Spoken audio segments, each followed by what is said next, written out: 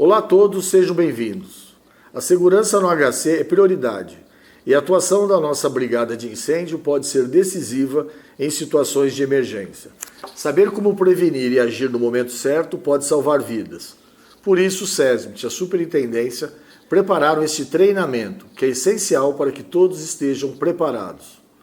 Aproveite o conteúdo, tire suas dúvidas e leve este conhecimento a sério. Esperamos nunca precisar, mas se for necessário, estaremos prontos. Vamos ao treinamento. Olá pessoal, muito prazer. Eu sou o Alex, bombeiro civil do Complexo HC. E nesse primeiro vídeo falarei com vocês sobre um assunto muito importante para a segurança do nosso hospital, que é a utilização rápida e segura de nossos extintores em um princípio de incêndio. Mas antes, vou explicar um pouco como se forma o fogo. Para que haja fogo é necessário 3 elementos essenciais, sendo eles material combustível, o calor e o componente. No caso dos materiais combustíveis, nós temos eles no estado sólido, como exemplo madeira, papel, plástico, borracha. E no seu estado líquido, nós temos ali como exemplo o álcool, o éter, o xilol e a gasolina. E no estado gasoso, nós temos o gás butano e propano, que é os gases de cozinha. E para que esses materiais combustíveis entrem em combustão, é necessário que eles cheguem no seu ponto de ignição e que em contato com o comburente, o terceiro elemento, no nosso caso o mais comum, o oxigênio, há uma reação em cadeia entre eles e é onde gerar o fogo. Sabendo disso, fica mais fácil a gente atuar então no método de extinção, que nada mais é a quebra dessa reação em cadeia. Então, como exemplo, se eu pegar um balde de água e jogar sobre uma pilha de madeira, eu estarei retirando o elemento calor, ou seja, estarei resfriando aquele fogo. E essa então é a função dos nossos extintores de incêndio, quebrar a reação em cadeia.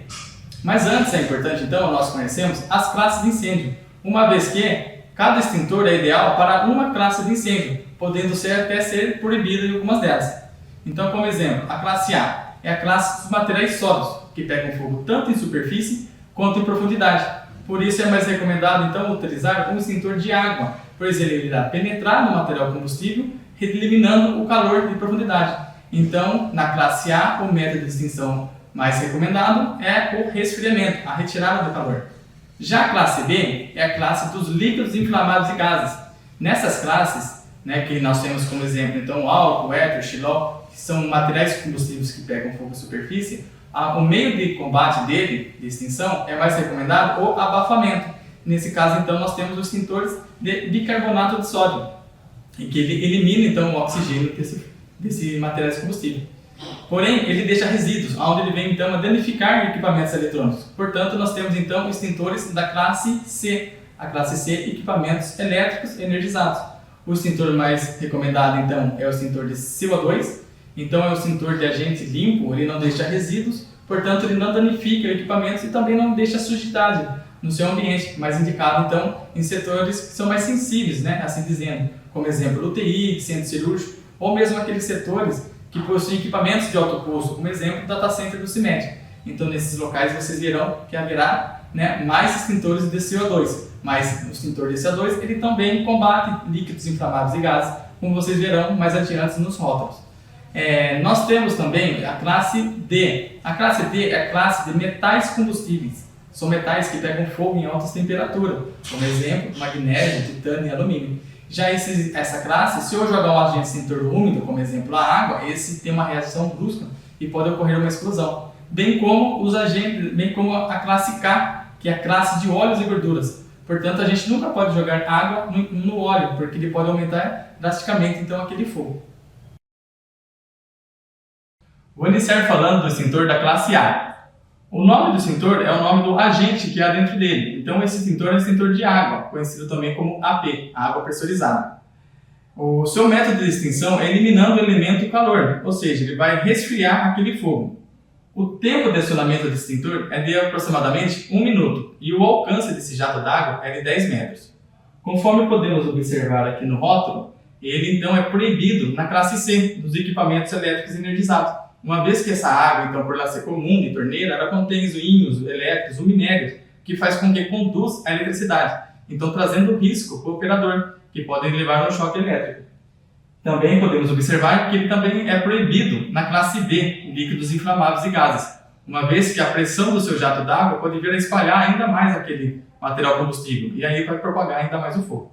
Portanto, ele é indicado apenas para classe A, fogo de superfície e profundidade. Então, sabendo disso, é muito importante que após combater o fogo, realizar um rescaldo, ou seja, retirar o calor que ficou em profundidade desses materiais combustíveis.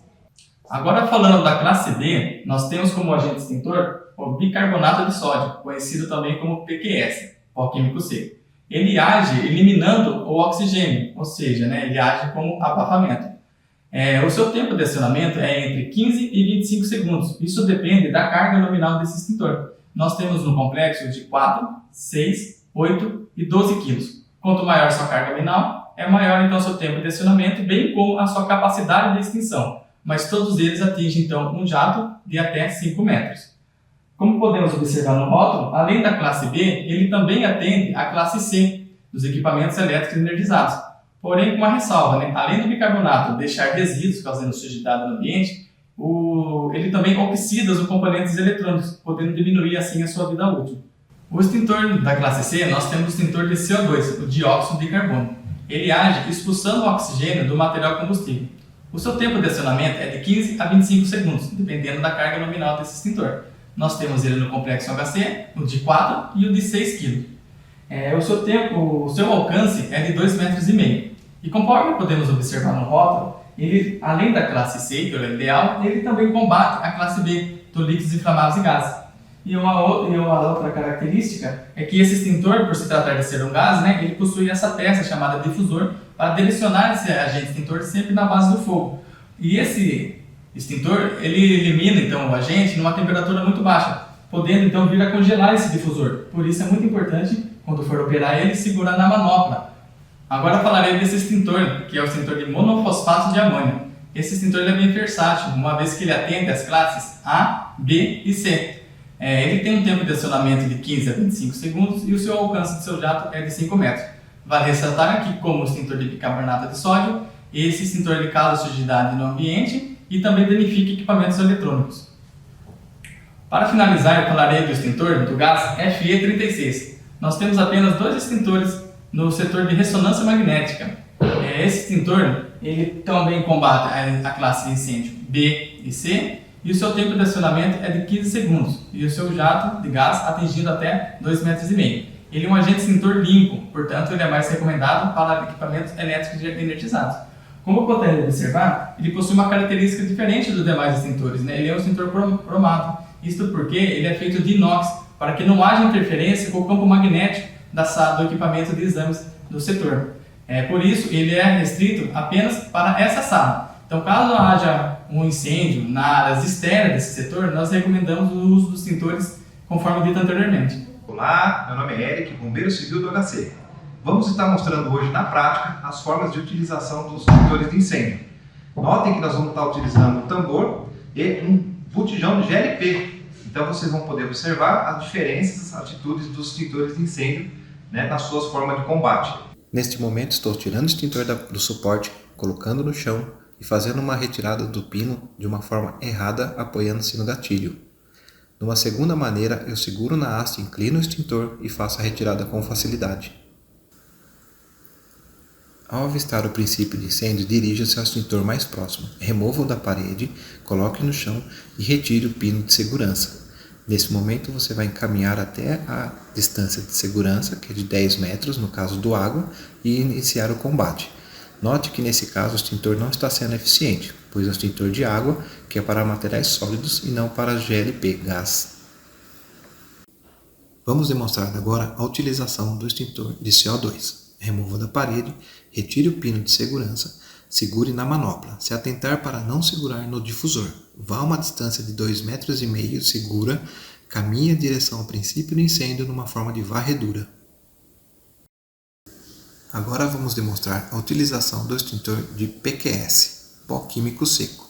Remova da parede, retire o pino de segurança, segure na ponta da mangueira, caminhe a uma distância segura de 5 metros.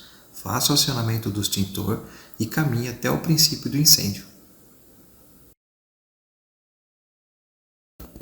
Os extintores do complexo HC estão fixados no suporte de parede a 1,60 m e suas identificações a 1,80 m.